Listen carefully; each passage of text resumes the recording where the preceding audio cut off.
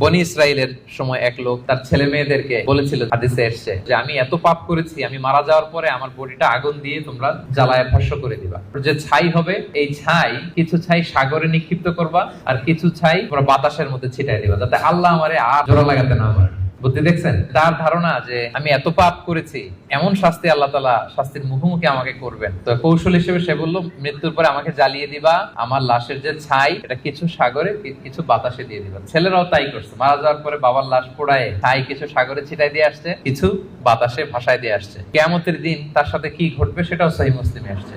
আল্লাহ তাআলা তাকে আবার জীবন দিবেন। এবার তো বেচারা ধরা খেয়ে গেছে, তাকে তো আল্লাহ ঠিকই আবার জীবন দিলেন। এবার আল্লাহ বলবেন, আচ্ছা তুমি এই কাজটা কেন করছিলা? মা হামালাকা আলা হাযা, এরকম ইউনিক ফন্দি বুদ্ধি আসছো কেন?